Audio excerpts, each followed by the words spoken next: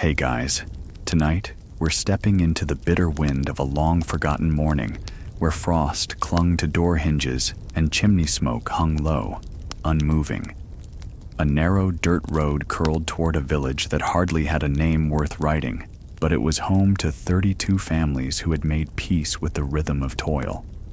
It was not yet dawn, and the cattle hadn't stirred, but hooves approached, not of a neighbor nor a pilgrim.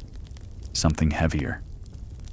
So, before you get comfortable, take a moment to like the video and subscribe, but only if you genuinely enjoy what I do here.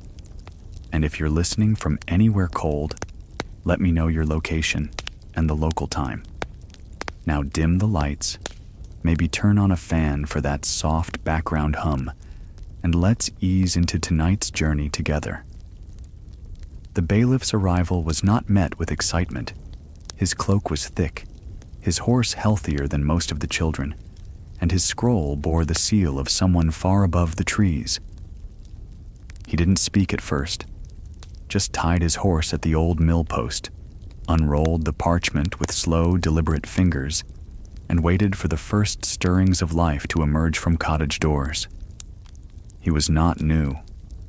He had visited once the previous year, delivering news of levies on salt and on the right to collect firewood from the Lord's forest. But this morning, the scroll was longer. His eyes stayed unreadable as he watched the people gather in slippers and ash-streaked wool, the last traces of sleep still on their faces. A child coughed. A mother pressed her shawl tighter. No one welcomed him. He read the decree aloud, his voice cutting through the cold. It spoke of a new assessment, a land tax to assist the royal coffers in recovering from a war that had never touched this village, fought against men they had never met. The rate was double last year's, and for the first time, it would apply to unmarried women and clergy-held land. Someone shifted uncomfortably near the back. A blacksmith murmured something under his breath.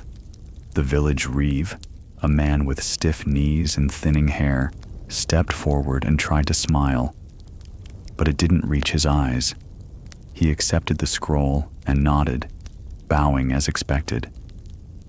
The bailiff left before the sun was fully above the trees, his horse fed and brushed by boys who didn't speak. The frost had not yet melted when the first argument began. "Twice the rate?" the butcher hissed. "Even the priest?" someone asked. Whispers took the place of firelight that evening. Inside low-ceilinged homes where soot never left the beams, families ran fingers down the columns of last autumn's store. Barley, rye, dried leeks. It would not stretch far, especially not if coin must be scraped from its shadow. By midweek, the reeve had compiled the first numbers. Who owed what, who could pay, who couldn't. And all the while, the question lingered in every exchange. Was this real?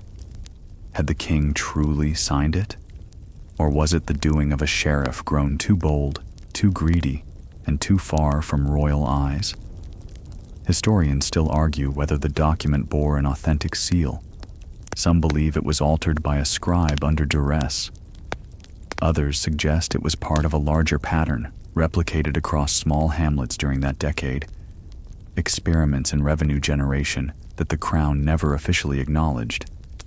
No one in the village knew about those broader patterns. All they knew was that they had no coin, that selling a goat in winter was a death sentence by hunger, that they would be made to pay, whether they understood why or not. In the evenings, the reeve sat alone by candlelight, his quill scratching slow across a borrowed page. He had never learned the royal tax codes by heart. No one had. They were too complex, too mutable. This year's fee might be last year's crime. He found no peace in the ink. And still, the snow did not fall. The skies remained dry and brittle, the ground too hard to till, and hope hung lower than the smoke. By the time the month turned, they had begun preparing for visits from collectors. The men who would come not to explain, but to take. The ones who rode in pairs and never smiled. The bailiff had not looked back when he left, but the village would remember the sound of his horse on frozen ground, and the way silence returned once he was gone, heavier than before. A tax had arrived, and though it had no name they recognized, it would soon take theirs. The sheriff's new decree traveled farther than parchment and ink. It spread by word of mouth, soaked into hearthside mutterings, and thickened in the air like chimney soot. By the second week, even the neighboring village of Westmere knew. Double tax, they said. Same man who collects it, too. Back in the village, the reeve unrolled the scroll again in private, hoping some mark had been misunderstood. But the seal was intact. The red wax bore the unmistakable insignia of the Earl's office, not the King's. There was no royal sigil, no official countersignature. That detail had not gone unnoticed. Still, the decree was clear enough. Every man, woman, and child, taxable by land, livestock, or trade. The priest would owe on the chapel's plot, widows on their late husband's holdings, and those with no coin were to offer goods in kind: hay, cloth, salted meat. The sheriff, whose name was not spoken lightly, had held jurisdiction over this stretch of land for nearly 8 years. A minor noble by birth, he had risen through inheritance and convenience. He lived in a distant manor, flanked by imported stone gargoyles, a message in masonry that said, "I am not from here, and you are not invited." He rarely visited. His will was carried by men in green and black, and those men were rarely questioned. They brought their own food, drank their own ale, and spoke only when it suited them. No villager truly believed the king had ordered this, but it was dangerous to suggest such a thing aloud. The penalty for questioning a tax was never listed. That was part of the fear. When the collectors arrived, they did not explain the law. They enforced it. Still, rumors grew in the cracks. Some said the sheriff had debts from a failed venture in Kent. Others whispered of a mistress in Calais, or bribes paid to secure his station. But the most enduring tale was that of the parchment itself, that it was written not by a royal clerk, but by the sheriff's own steward, in the quiet of night, with only an old scroll to copy from. Historians still argue whether the tax decrees of 1327 in this region were officially sanctioned or simply tolerated. Records from the crown suggest no such levy existed in the king's rolls, yet fragments of similar orders have been found in half a dozen shires, all dated within the same 4-month span. Whether forged or approved in secret, the decree had arrived, and it asked more than the people could give. The village priest, Father Elric, read the text slowly, lips moving though no sound came. He had seen many decrees, most vague and distant. This one was different. It named his chapel directly. Clerical lands are no longer exempt under this temporary wartime measure. He traced the line twice, frowning. That Sunday, his sermon was somber. He spoke not of divine wrath, nor of mercy. He chose Ecclesiastes. If you see the poor oppressed in a district, and justice and rights denied, do not be surprised at such things. The villagers said nothing, but they remembered. At the manor, the sheriff's steward began receiving shipments of grain and skins, many of which vanished into side stores. Some were logged, others not. The process was opaque, deliberate. When one of the collectors was asked whether the goods would go to the king, he reportedly said only, "The king gets what's his. What remains pays for the taking." The reeve, now gray-eyed and stooped from stress, tried to advocate for clemency, especially for the widow Garla, who had nothing left but her spinning wheel and a lame chicken. His petition was returned unread. In desperation, several villagers pooled coins to hire a messenger, a skinny lad of 15 who could ride and read, to deliver a letter to the Earl's court. They asked only for confirmation. Was this tax lawful? Should they obey? He never returned. No one saw the sheriff. His men came and went. They posted no updates, answered no questions. When one young farmer refused to pay in full, claiming the rate was unjust, he was struck with the blunt side of a spear and told, "Let that be your receipt." The tax was not only a burden, it became a filter. The strong broke slower. The meek vanished first. And always the unspoken understanding. The sheriff's word was law until proven otherwise. And who would prove it? By the close of that month, some cottages stood empty. A boy was sent to live with an uncle 3 villages over. A young couple abandoned their lease and left a note pinned to their door with an old knife. "We sowed what we could. May someone eat." In a system that thrived on silence, dissent echoed louder than words. But even silence had its cost. The tax had not yet claimed a life, not visibly, but it had begun to reshape them. Bent spines, cracked lips, empty cribs, and above it all, the sheriff remained unseen, as if the system itself had become the executioner. The days shortened, and the shadows inside the cottages lengthened. A sour chill seeped through the timber walls, stinging fingers and stiffening joints. Beneath each thatched roof, families whispered over dwindling stores, counting sacks of barley, dried beans, salted fish, and knowing none of it would be enough. Especially not with the tax now due in coin, kind, or consequence. It began with the little things. An iron cooking pot was taken in trade. A sheepskin blanket, hand-stitched and still warm, exchanged for a line in the Reeves ledger. Some parted with livestock, a sickly ewe, a half-grown piglet, or in one case, a dozen hens offered with downcast eyes. No one was spared. A cobbler handed over his last pair of unworn boots. A midwife offered up her brass tools. A child's toy, carved from yew and passed down through 3 winters, was traded for a meager reduction. The objects themselves meant little to the taxman. What mattered was the surrender. What mattered was that they paid. Even the priest gave up the chapel's chalice. It had belonged to Father Elric's predecessor and bore faint traces of an older Latin script no one could quite read. The steward did not thank him. He simply wrapped it in cloth and tucked it into a sack with equal weight and less reverence. The collectors grew colder in manner as the weather did. Their visits were no longer accompanied by explanation. They pointed, took, and marked, and if nothing was given, they returned the next day with more than words. Historians still argue whether these confiscations were part of a structured enforcement model or simply the improvisations of petty bureaucrats, left unchecked.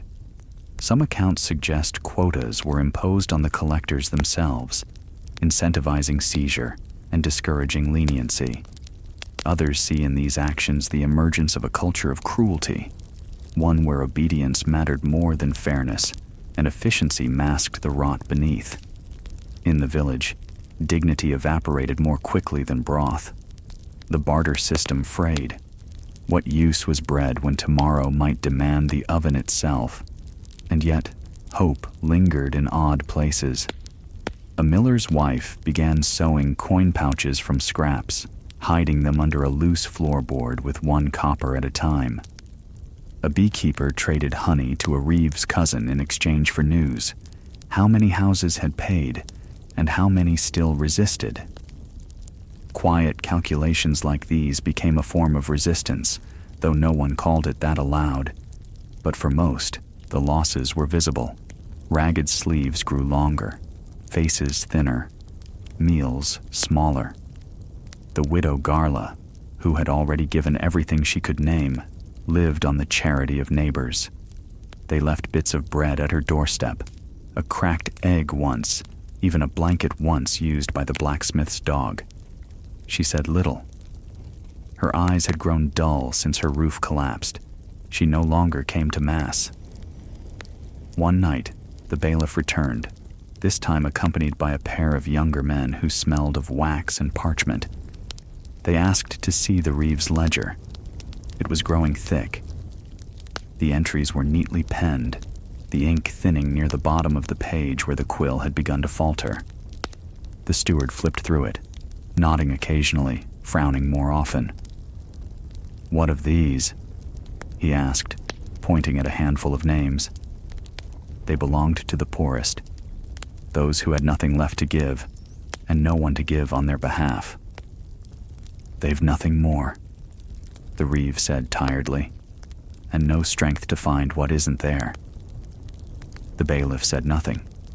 He simply circled the names and left. That week, the wind blew louder than usual. A tree fell near the chapel gate, scattering dried branches across the graveyard.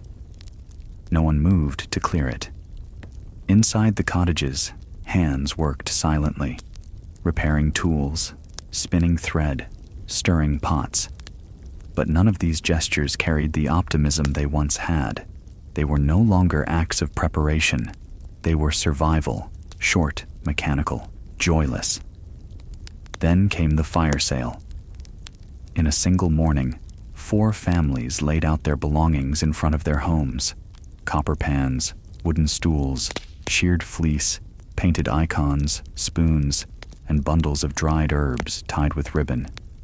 These were not offers to neighbors, but desperate last attempts to generate coin before the collectors came again.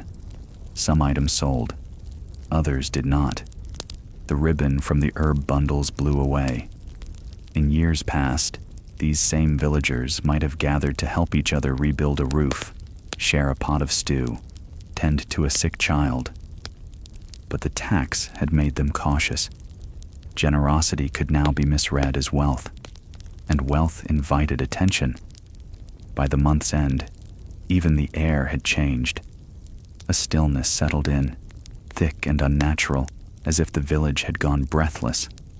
The only sound that stirred before dawn was the low groan of the well bucket, rising without protest, as if even the water knew to be quiet. And through it all, no one could explain why they were paying so much, or to whom exactly they paid. In the manor house 2 valleys east, the candles burned longer than the daylight. Inside, in a cramped chamber where walls bled damp through ancient stone, a scribe named Merrick hunched over a desk too narrow for his elbows. The wax from 3 candles pooled unevenly on the oak, and the air smelled of ink, mildew, and the sweat of a man who had not slept in 3 days. Before him lay a parchment bearing the sheriff's seal, the same kind affixed to the decree now hanging above the village chapel's door. Merrick had applied it himself, hand trembling not from cold, but from doubt. He had copied the text from a scroll that bore the faint ghost of royal language, but no living signature. The sheriff had said it was urgent, that the seal must be used, and quickly, that the scribe was serving the realm, that the finer points could be sorted later. But in the corners of his conscience, Merrick felt the heat of a truth not spoken, that the parchment was a lie dressed in official robes. Historians still argue whether scribes like Merrick acted under threat or ambition. Some see them as victims of feudal coercion, while others suggest they were minor opportunists, men who traded integrity for proximity to power. What remains in court records is ambiguous: altered scrolls, mismatched ink, and seals applied long after dates suggest they should have been. Merrick dipped his quill again. Another decree was needed, this time to authorize seizure of winter stores for delinquent payments. The language had to be careful, not too cruel, not too vague. He wrote in loops and flourishes, crafting injustice to resemble duty. Down in the village, the Reeve received the new scroll the following week. This one was shorter, colder. It did not explain. It simply permitted. The collectors now had written right to remove food, livestock, and stored goods without consent. A provision added at the bottom allowed for punitive retention of property if payment resistance was observed. The Reeve read the words twice, lips tightening. He said nothing. There was no one to say it to. Soon after, a team of 3 arrived at the home of a weaver named Relin. His door was open, not from welcome, but because it no longer fit its hinges. Inside, his wife stood beside a half-finished loom, thread sagging between her fingers. She did not argue as the men took 3 sacks of oats and the blanket from their bed. She only asked if she might keep the infant's tunic. It was barely a strip of cloth. The men did not answer. One of them simply looked away. Elsewhere, the priest watched from the chapel steps as carts rolled by, filled with hay, iron tools, firewood, and salted meat. He held no authority to stop them. And when he tried once, stepping forward, palms raised, the collector merely showed the new decree and said, "It is the law." And so the law took what it pleased. What puzzled some villagers most was that the goods seemed to disappear. The carts traveled east, toward the sheriff's lands, but few believed they went farther. Once, a younger boy followed one of the smaller wagons into the hills. He returned wide-eyed and silent, muttering only that the cart had stopped in a barn and never left. One of the blacksmith's apprentices carved the shape of a gallows into a fence post with his blade. He was 16. When his master found it, he didn't scold the boy. He simply sanded it down and reminded him to keep the edge of his knife away from ideas. By now, the ledger had become a thing of dread. It sat on the Reeves' table like a guest no one invited, but everyone fed. Its pages were heavier with names, most marked with symbols, circles, slashes, stars, no longer for math, but for memory. One column simply read, "Withheld in faded ink." Another, "Questionable." Late one night, the Reeve tore out a page. He burned it slowly in the hearth, watching the flames curl each line into ash. Then he dipped his quill and wrote again, softer this time, and with smaller numbers. The lie was not big, just small enough to be missed, but it saved a family from losing their last goat. In the manor, Merrick wrote more decrees. Some now carried instructions in his own hand, unsigned but unmistakable. He no longer thought about the villages. He thought about ink costs, wax shipments, parchment shortages. His world was paperwork, and it dulled the noise of guilt. Outside, the snow finally came, thin, windblown, stingy with coverage. It dusted the roofs like salt on wounds, and with it, hunger sharpened. But none of that appeared in the records. Only the numbers remained, neat, legible, official, and false. Father Elric had grown used to the cold drafts that crept along the chapel floor, curling around his ankles during early prayers. But what unsettled him now was the warmth, the unexpected weight of coins in the collection bowl, the new wax candles gifted by a steward, the sudden appearance of oil for the chapel lamps. The offerings had increased, not from the villagers. Their purses were empty, their faces thinner each week, but from the sheriff's men, who began arriving at odd intervals with packages wrapped in cloth and sealed with care. The gifts were delivered with polite nods and vague words. For the altar, or in thanks for your continued service. At first, Elric believed it might be a kindness. Perhaps the Lord sought to preserve the one place left untouched, the one space where villagers still gathered without fear. But soon, the coin surpassed necessity. Then came the request. It was not phrased as a command, merely a suggestion that the next sermon touch on obedience, that scripture be read with an emphasis on duty to earthly law as a reflection of divine order. Elric nodded. He said he would consider it. That Sunday, he stood at the lectern with the requested verses marked in red. But as he opened his mouth to speak, the words would not rise. Instead, he turned to an older passage. Woe to those who make unjust laws, to those who issue oppressive decrees. His voice did not falter, but it was quiet, a hush that spread through the pews like incense. He expected confrontation, but none came. The sheriff's men left without comment. A sack of flour appeared by the chapel door the next day. The candles continued to arrive. The coin kept coming.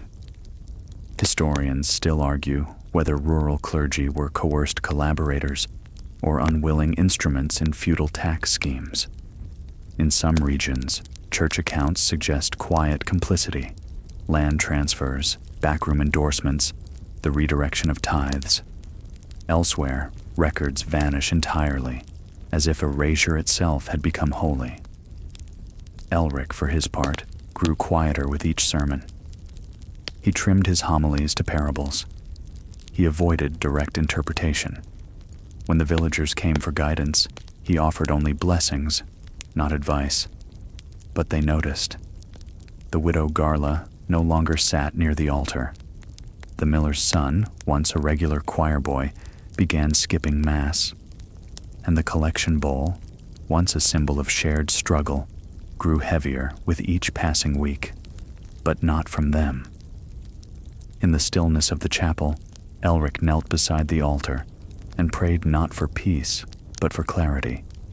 He asked to see the right path, but the candlelight danced on the stone like a language he could not read.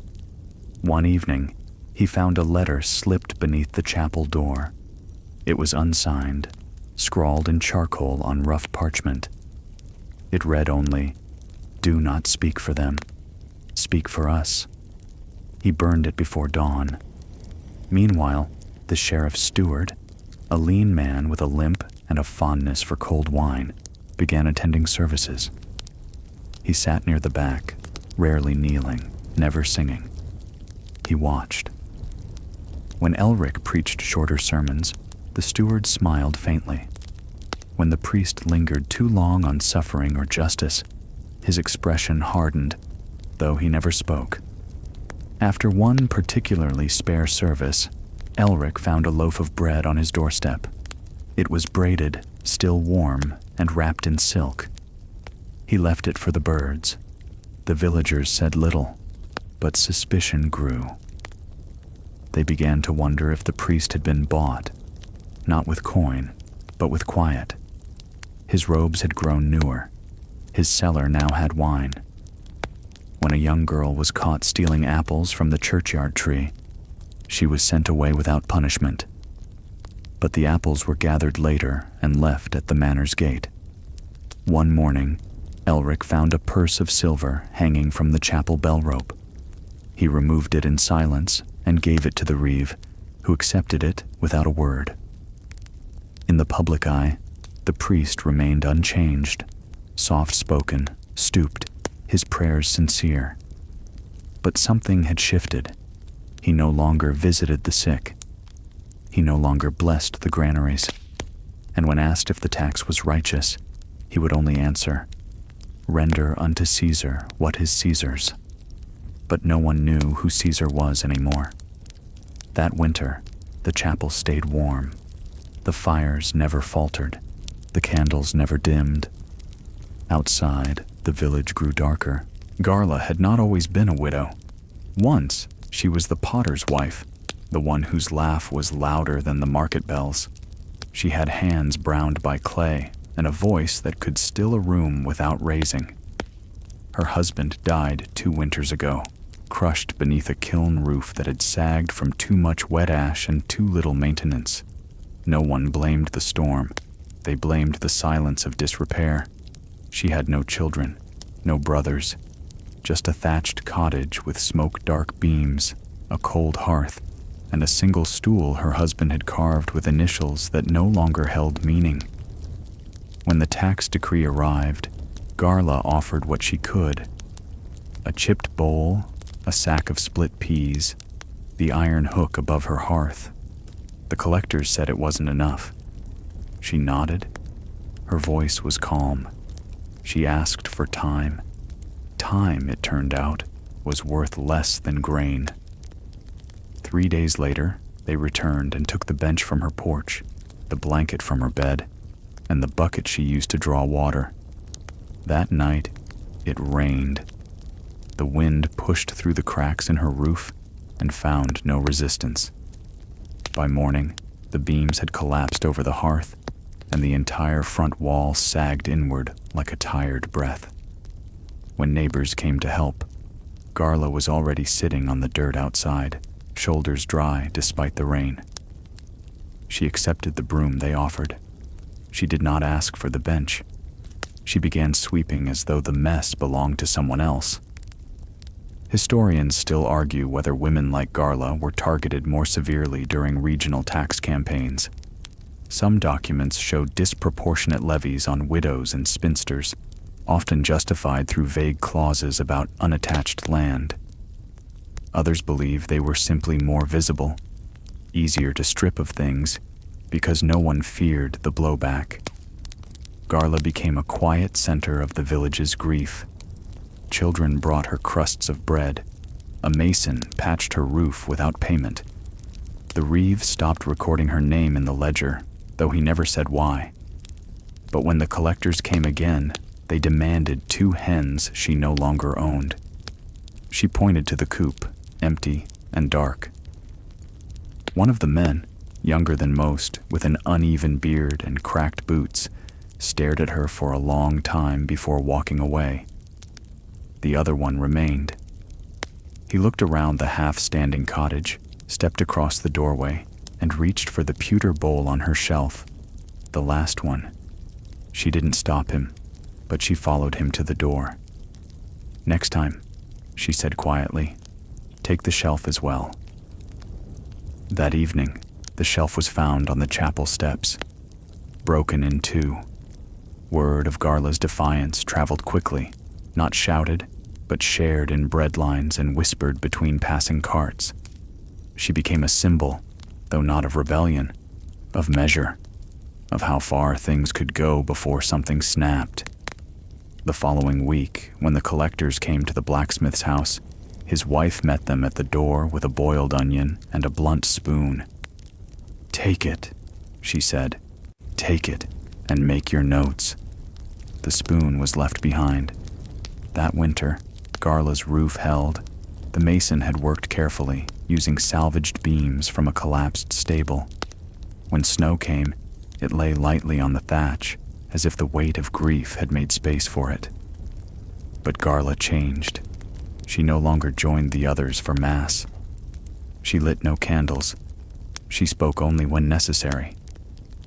Once, when a traveler asked her for directions, she pointed with a crooked finger and said, "Down the road where the men don't knock."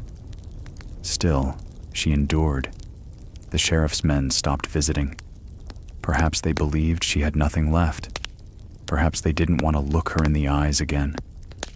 Inside her cottage, the walls remained bare. No icons, no cloth, just a cracked stool, a broom, and a fire that refused to burn bright, but refused to go out. By the end of winter, someone had painted her door. Just a line, in charcoal, shaped like a crow. No one claimed it. No one erased it. He arrived on a Tuesday, though no one saw him come. By the time the sun breached the ridgeline and smoke began curling from the chimneys, the stranger was already seated at the corner of the tavern's common room, his hood low, a cup of weak ale in his hand, and a satchel resting by his boot. He was not dressed like a traveler. His boots were too clean, his cloak too well stitched. Yet he bore the signs of distance: sun-lined eyes, calloused fingers, a mouth used to silence. When the tavern keeper asked if he'd come for trade, he said only, "For answers." He did not name himself, but within hours the village had given him one. The Quill Rider. It was the way he spoke, precise, deliberate, like a man who had written too many letters and received too few replies. He asked questions, soft, pointed ones. Did the decree come signed? Who holds the Reeves ledger? Was the seal red or gold? At first no one answered. Strangers were rare enough. Curious ones were trouble. But when he produced a weathered copy of the royal charter, stamped and dry as old leather, a few tongues loosened. A miller muttered about missing scrolls. A baker mentioned coins taken in excess. A child recalled men in green coats carrying away the chapel bell rope. The man listened, took no notes, and ordered another drink. Historians still argue whether this figure, likely a royal clerk or junior advocate, was acting on official orders or had gone rogue. Some accounts label him as a whistleblower, others as an opportunist hoping to uncover a rival's fraud. The truth remains elusive. No name matches the details exactly.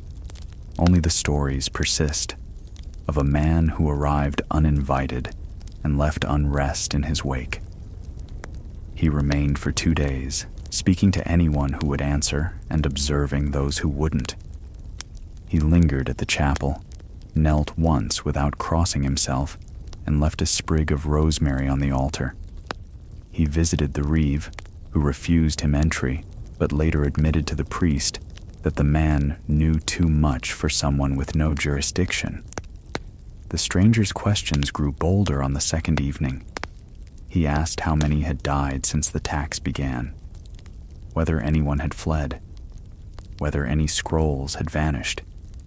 To these, the villagers had no answers, only silences that grew longer with each passing breath.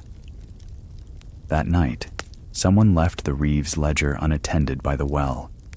When it was found in the morning, it had been opened to a page marked with a thumbprint of ash. The stranger read it, then closed the book with a reverence not often granted to village records. He returned it quietly to the chapel, left beside the font. No one saw him do it. When he departed, it was before dawn. His absence was noticed by the shape left in the tavern bench cushion, the empty cup still on the table, and the way his satchel was no longer at rest beside the hearth. But one villager, a retired cooper with a bad knee and a sharp memory, swore he saw him leaving, walking east along the frost-bitten road, shoulders straight, boots clean, and a scroll case slung tight across his back. In his wake, something shifted. The priest began asking questions again, gently, during homilies. The reeve paused before every new mark in the ledger. Even the collectors hesitated once, asking the blacksmith's apprentice for a list of assets rather than marching straight into his workshop. For a few days, it seemed possible that the questions the stranger asked had not been meant for answers, but for memory, to remind the village that what was happening was not normal, not legal, not right. Still, fear returned as quickly as it had lifted. A week after the stranger's departure, the sheriff's steward rode through at a gallop, red-faced and silent, speaking to no one. The next day, the tacksmen arrived early and with greater numbers. They knocked on every door. They did not ask questions. They came without warning, and they came before light. 3 villagers were summoned that morning, not by name, but by role. The blacksmith, the cooper, the miller's widow. No charges were given, no explanations offered. A steward with a damp scroll simply declared, "For inquiry," and gestured toward the waiting cart. They climbed aboard in silence. Boots scraped wood. The blacksmith bowed his head. The cooper adjusted his coat. The widow held her apron strings so tightly her knuckles paled. No one asked if they would return. That question had become impolite. The cart rumbled toward the old manorial granary, no longer used for grain, but for storage of less visible things. Its upper windows were bricked, its doors reinforced. No smoke rose from the chimney, though the sky remained slate and windless. Inside, the chamber was dim. Candles had been lit, but sparingly. The room smelled of parchment and damp wool. There was no bench, no judge. Just a clerk with a quill, a steward with a thin smile, and 3 chairs set side by side. They were not asked to swear oaths. They were asked to remember. Do you recall who failed to pay in full? Did you see any villagers hide goods? Have you heard anyone speak against the decree? The questions came like falling ash, light, soft, but suffocating. The cooper answered in short phrases. The blacksmith shrugged more than he spoke. The widow remained silent until asked directly, "What did you trade to fulfill your levy?" "My loom," she said. "And did anyone suggest you withhold it?" She shook her head. The steward's quill scratched softly. Historians still argue whether these inquiries were formal interrogations or merely intimidations. A performative echo of justice meant to sow fear, not gather truth. The records from the sheriff's estate describe them as voluntary compliance assessments, though nowhere is it stated what happened to those found lacking. The blacksmith was released before midday. The cooper followed an hour later. But the widow remained. When pressed, the clerk said she had been reassigned for clerical evaluation, a phrase no one could translate. The cooper offered to wait, but was told firmly to go. The next day, only 2 returned. By nightfall, the village square was hushed. The cart stood empty by the well. The reeve lit no lanterns. The priest did not ring the bell. Children asked where the widow had gone. Adults answered with gestures, a shrug, a turn of the head, a look at the horizon. That evening, as the wind picked up and crows gathered near the manor's tree line, the baker's wife set a bowl of barley porridge outside her door. It remained untouched. The blacksmith would later recount the room as colder than it should have been. That no one made eye contact, that the steward's pen never paused. "They already knew what they wanted written," he said. "We were there to agree with it." Later that week, an older villager walked the path toward the granary under cover of dusk. He carried a folded shawl and a candle stub. He returned without either. Inside his pocket was a note, crumpled and half wet with fog. She spoke. They did not like what they heard. By the following Sunday, the pew where the widow had sat remained empty. Someone had placed a sprig of dried sage on the cushion. No one claimed it. The gallows stood at the edge of the clearing, half shrouded in mist and surrounded by nothing but bare soil and birds. It had been built decades earlier, a relic from an older feud or a justice long forgotten. But now, without ceremony, it returned to use. They did not gather the villagers. There was no proclamation, no bell, just the soft roll of a cart and the quiet arrival of the sheriff's men with no explanation. He was a farmhand, barely 20. His name was Dane, though most simply called him the Tall One. He was not known for rebellion or pride. He had once carried a lame goose for 2 miles so a neighbor's child could see it healed. He paid his tax in salted cheese and a pair of woolen socks, but when asked a second time for coin he did not have, he had refused, not with violence, just with stillness. "Then take me," he'd said. "I'll not sell my mother's shroud." They did. He was taken at dusk and hanged before dawn. No witnesses were summoned. No rites were given. By the time the village awoke, only the disturbed earth beneath the gallows remained, and the crows, heavy-winged and murmuring among themselves, It was the boy who found the rope. He had wandered too far from his mother's eye, following the birds. What he returned with was not horror, but confusion. "There's a rope with no bell," he said, "and the birds won't leave it." The priest went to see. He did not return for hours. When he came back, his hands were cold and empty. Historians still argue whether executions during the taxation period were sanctioned or improvised. Official records for that winter contain no mention of deaths, though regional tallies suggest a brief population dip. Some suspect the sheriff acted alone. Others believe silence was a directive passed down in secret, death not as punishment, but as warning. The farmhand was not named in any ledger. His family was not questioned. His belongings vanished from their home within a week, but his absence lingered. The villagers stopped speaking at dusk. Doors were bolted before sunset. Children were told to sing softly and only indoors. The gallows itself became a kind of shadow, not visible, but always known. One morning, the Reeves assistant carved a small cross into the well bucket. No one mentioned it, but after that, the water tasted faintly of iron. Even the collectors changed. They no longer lingered. Their movements were sharp, their visits shorter, as if they too were being watched. A boy asked the priest if the man would be remembered in the chapel prayers. The priest nodded, but that Sunday no name was spoken. Only a pause, long, hollow, trembling, and during that pause, a bird tapped once on the window pane, just once. By the week's end, the villagers had begun walking wider arcs around the clearing. No paths crossed it now. The frost did not settle there, and the animals refused to graze near it.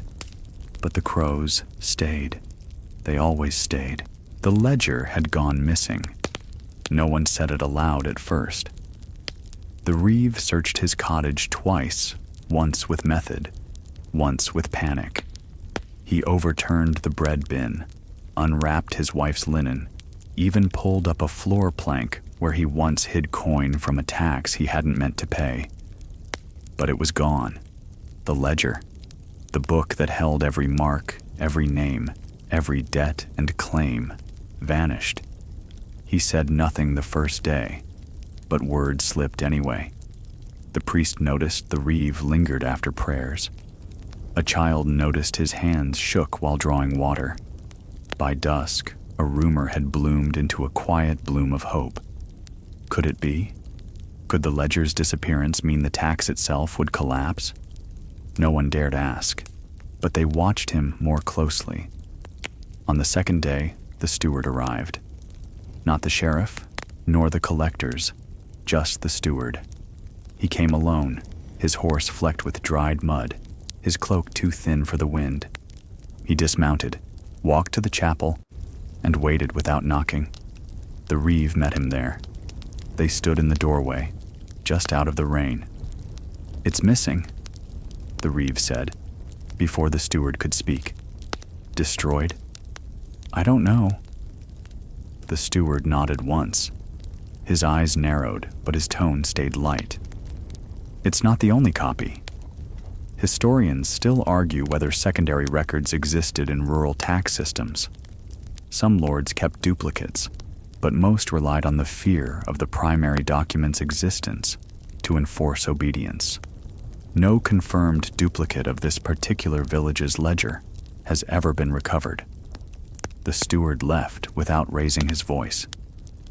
But 3 collectors arrived the next morning with twice the urgency.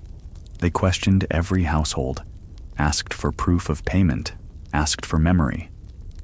"When did you pay? What did you give? Who witnessed it?" Few could answer precisely.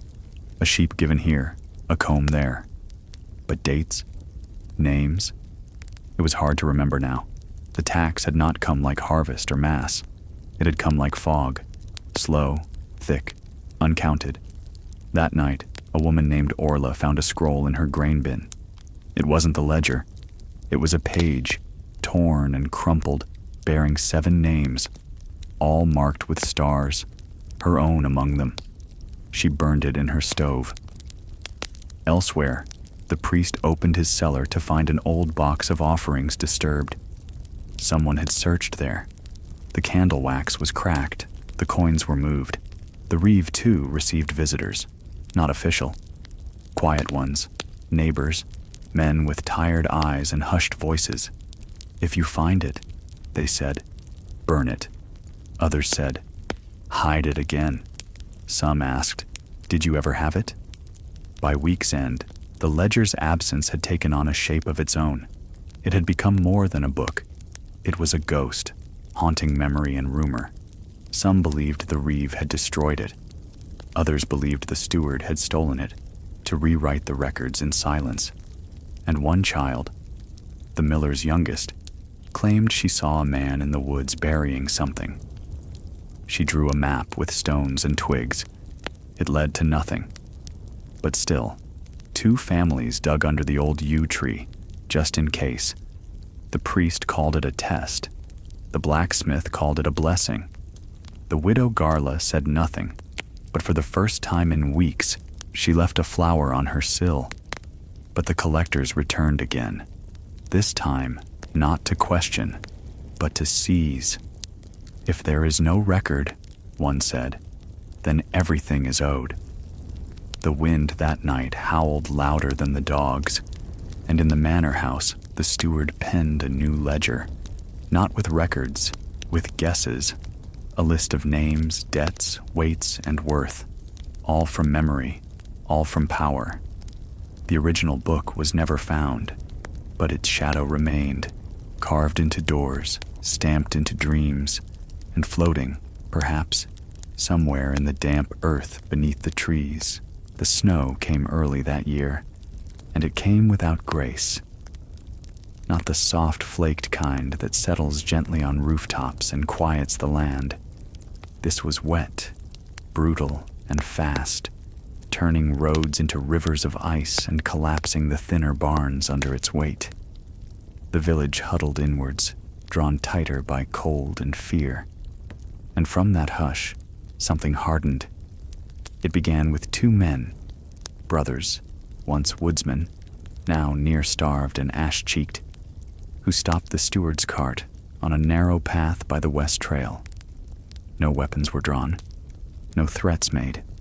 They simply barred the way, hands calloused and silent, and took what they could carry. Sacks of barley, salted fish, 3 candles, and a roll of wool cloth. The steward said nothing. He returned on foot. A week later, the sheriff's crest was found nailed to a tree, split clean down the middle. The snow beneath it was stained red, though no body was found. Some said it was a rabbit. Others didn't speak. The village had not planned rebellion. There were no speeches, no banners, no bold refusals, just hunger and silence.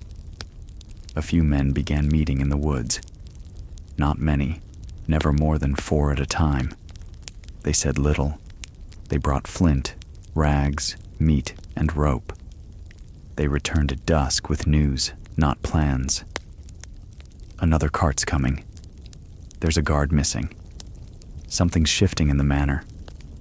Historians still argue whether this resistance was organized or spontaneous. No records survive of formal insurrection, and the sheriff's own accounts make no mention of uprisings in this village.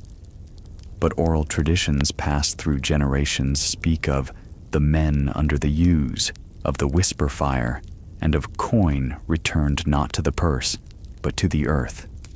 Among them was a mason, the same who had fixed Garla's roof.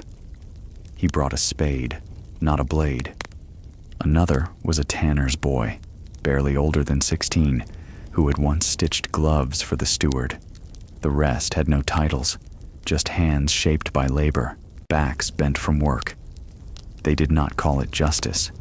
They did not write down names. But they began watching the collectors more closely. They followed carts through the woods and left notches in trees when paths forked. They whispered about stores of food hidden beyond the ridge where no scroll had ever reached. The priest noticed. So did the reeve. Neither intervened. When one of the collectors went missing in late December, the manor issued no formal notice. Another was sent in his place. But this one came with a sword, and his eyes did not linger on the chapel as he passed. In the village, the mood changed. Hope was not spoken, but it glimmered faintly, in the way doors stayed unlocked for returning men, or how firewood was left in piles not owned by anyone home. The tax was still taken, but smaller, slower, as if even the collectors had grown wary. That winter, 2 cottages were rebuilt, not from generosity, from necessity. The snow had cracked their walls. When the villagers arrived with rope and timber, no one asked who had given what. They worked together, then left separately. And one night, the fire watch, an old man whose job it was to walk the edge of the village and check for chimney sparks, heard movement by the chapel. He turned, expecting a fox or child. What he saw, he told no one for weeks. A bundle of cloth, tied in twine. Inside, dried meat, 6 iron nails, and a note written in rough charcoal. Enough for one. Hide it well. He buried the note in the snow and did as it asked. By the solstice, the rebellion had no name, but its shape had formed, not in violence, but in the quiet refusal to starve politely. The tax still stood, the sheriff still ruled, but the village, once bent like a reed in winter wind, had stopped bending. It had begun slowly to root itself. It happened on a night colder than the ones before, the kind that froze bucket handles to fingertips and turned spit into steam before it hit the ground. The wind had stilled, as if holding breath, and snow covered every surface like an accusation. At the manor's edge, the grain tithe had gone missing. It wasn't just a few sacks.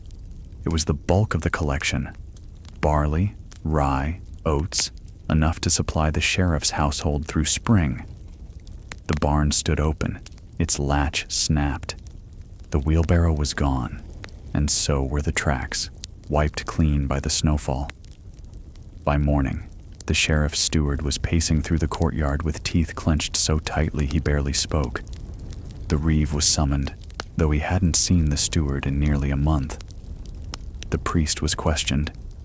No one answered with more than silence or scriptural deflections. The next evening, flames rose behind the granary. They started small, flickering behind narrow slats of old timber, barely visible beyond the tree line. But the wind picked up, and the fire grew louder, taller, until it lit the night sky like a second dawn. The manor guards arrived too late to save the grain. They formed a circle of buckets and mud, but it made little difference. The roof caved in first. The beams followed, and beneath it all, a scream, faint and high and quickly swallowed. In the morning, they found what remained: blackened timber, melted iron, a patch of scorched earth where the frost had not returned, and beside it, a child's cloth shoe. No body, just the shoe. The sheriff declared it sabotage. He called it treason against the crown, though no royal sigil had ever graced the scrolls he enforced. His steward wrote up 3 new decrees in one day: increased levies, expanded authority for search and seizure, and the right to detain any villager without cause for presumed seditious inclination. Historians still argue whether the fire was an act of protest or accident. Some believe it was meant as a diversion for another theft, that the grain had been moved, not lost. Others suggest it was retribution, sparked by one of the hidden rebels in the woods, and some, more quietly, wonder whether a child had been sleeping there, seeking warmth in a barn that no longer belonged to anyone. In the village, The fire marked a turning point, not because of its destruction, but because of what was left behind.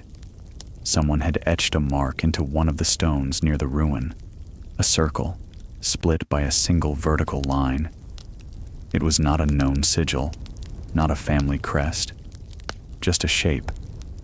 But villagers began to scratch it into door frames, into fence posts, into the frost on windows before it melted. They didn't call it anything, but it meant something now. The collectors came more frequently.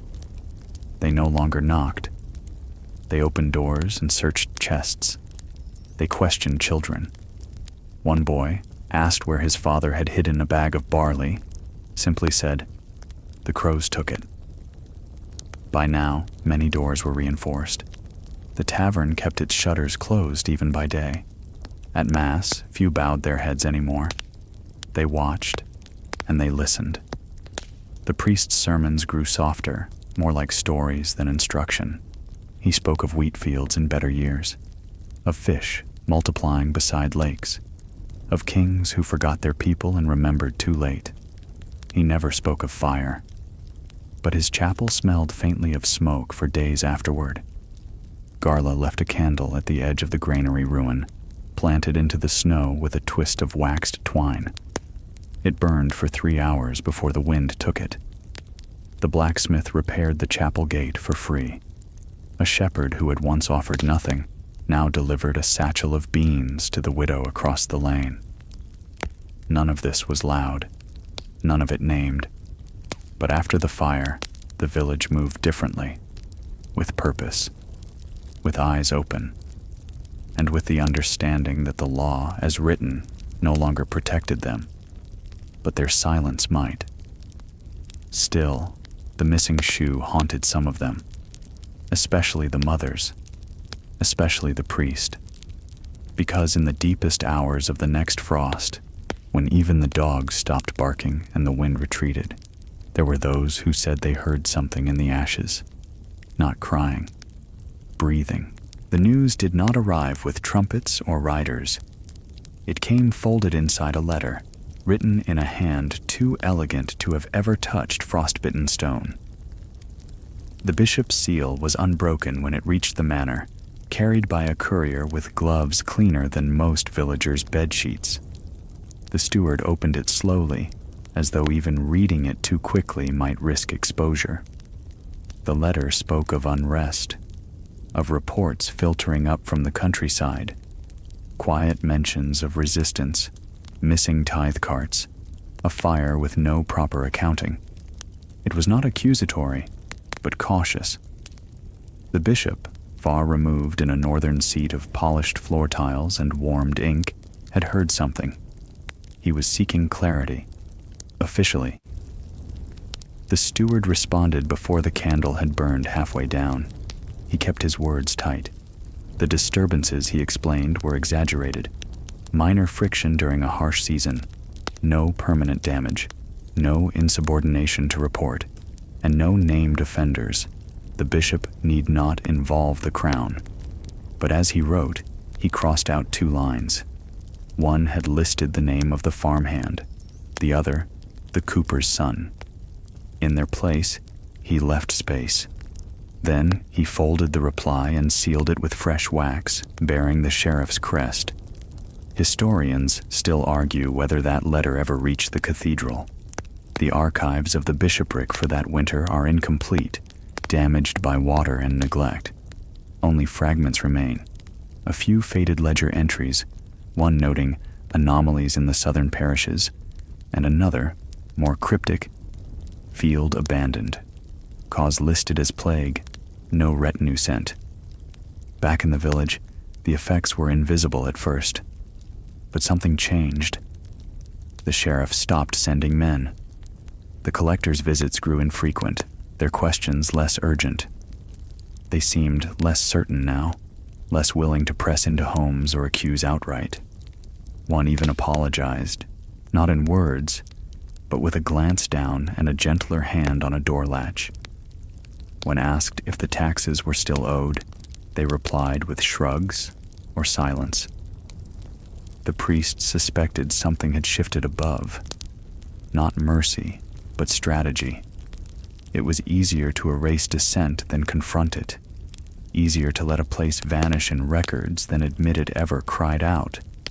By then, the village had grown quieter too, not out of fear, but awareness. People spoke in smaller rooms, walked in pairs, looked over shoulders not in panic, but with memory. The snow softened the edges of the ruin where the granary once stood, and a new path had begun to form around it, not walked often, but worn with purpose.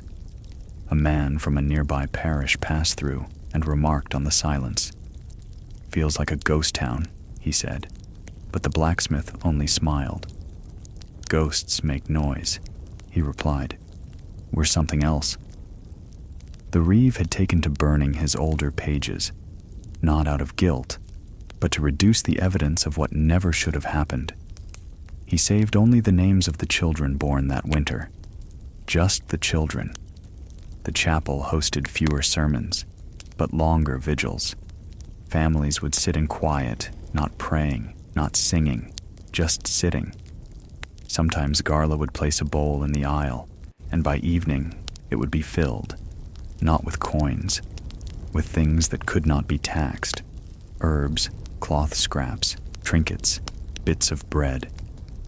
Outside the chapel, a new stone had been set upright, unmarked, but placed with care.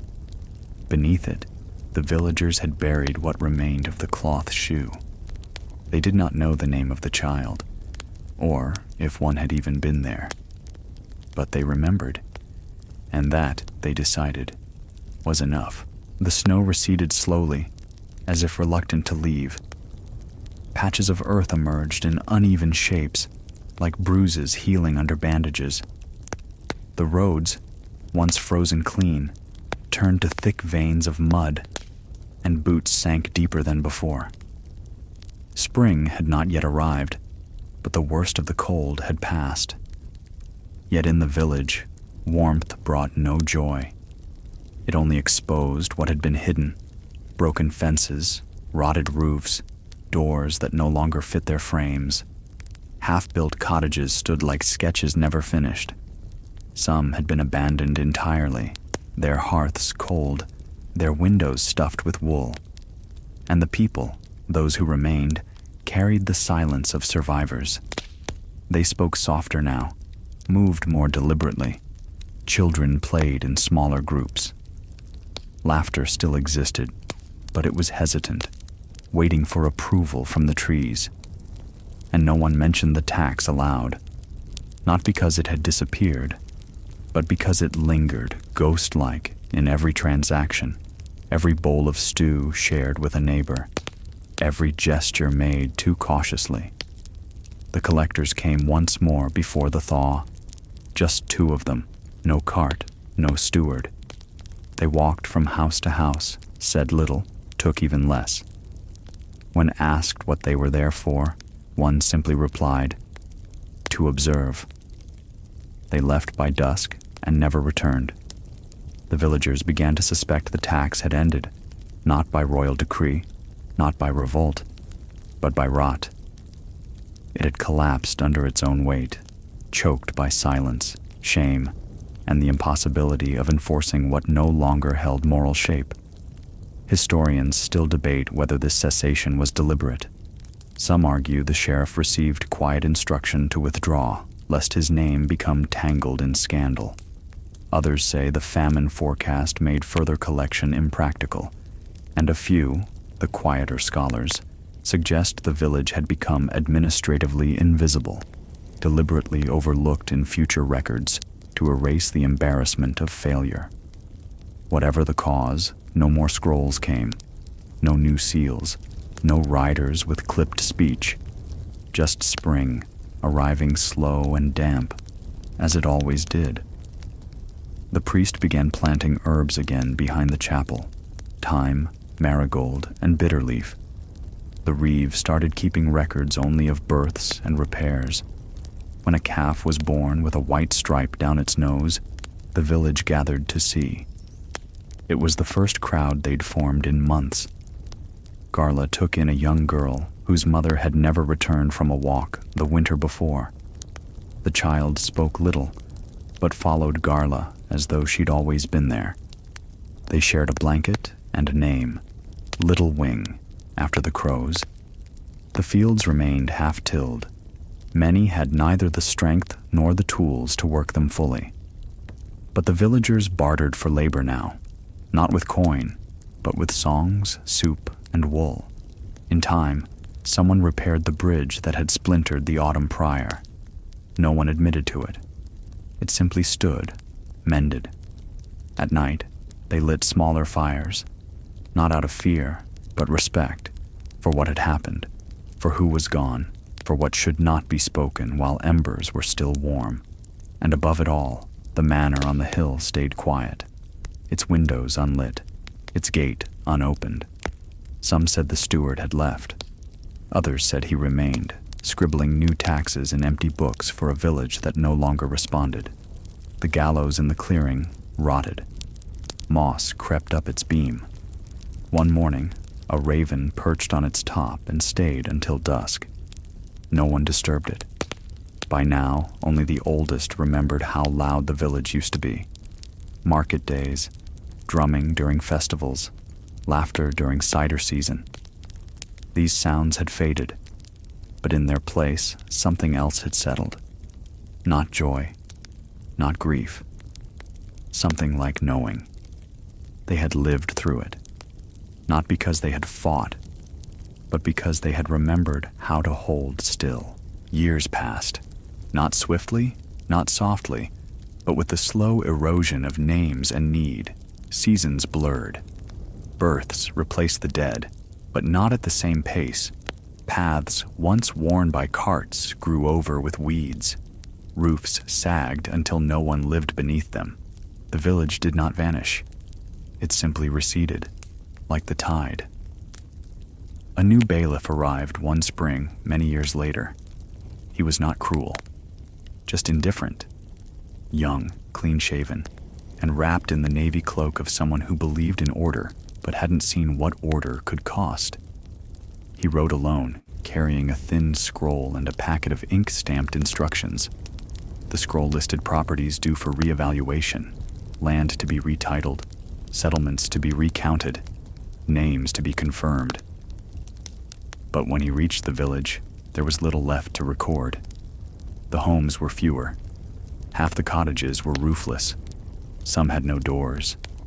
A few stood hollow, occupied only by birds and vines. He walked the paths, marked them on his map, and scratched out old boundaries. At the chapel, he paused. It still stood, weathered, quiet, its windows dusted with web and sun. Inside, he found a child sleeping beneath the altar, curled beside a bundle of dried herbs. When he stepped forward, she did not startle. She simply looked up and blinked. Her face was smudged, her hair matted, but her eyes were clear. He left her there. No names were exchanged. Outside, he knelt in the brittle grass and wrote a single line. Abandoned due to plague. It was easier that way. Neater, safer. Historians later found his report in a royal archive, brief, perfunctory, with no mention of rebellion, famine, or fire. No mention of theft, execution, or the girl beneath the altar. Just a village crossed from the ledger. An entry sealed with wax, filed, forgotten. But not by everyone. In the woods, the stone still stood, the one set for the shoe. Its edges worn, its top split by frost, but upright. A loop of thread remained tied near its base, half buried in moss. And sometimes, in the final light of autumn, a figure could be seen beside it, bent, motionless, watching. Garla, they said, or what remained of her. Not as ghost, not as legend, just as witness. The light faded gently behind the thatched roofs, and in the long hush that followed, only the trees continued whispering. By then, the village no longer dreamed of taxes or tithes, or the men who had taken too much. It dreamed of fields before frost, of streams not yet bridged, and of mornings where bread rose without counting. The houses did not speak. The tools hung quiet on walls. But something in the land held memory. The weight of silence, yes, but also survival. Long after the ink dried, after the ledgers were stored in shelves that no one opened, the rhythm of that place slowed into something quieter than resistance and older than rebellion. The wind still bent the branches. The earth still shifted beneath passing boots, but the names were no longer written.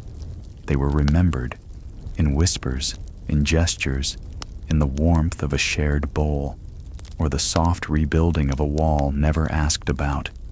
A new spring would come. It always did, and with it, wildflowers, yellow and white, would bloom near the gallows, their petals facing east. The crows still came, now in smaller numbers, but they circled gently, as though even they had softened. So close your eyes now. Let the snow settle one last time. Let the ledger remain closed. Let the stone remain upright. And in the hush that follows, hear not the scream, nor the fire, only the breath of a village that lived long enough to forget its name, but never its truth.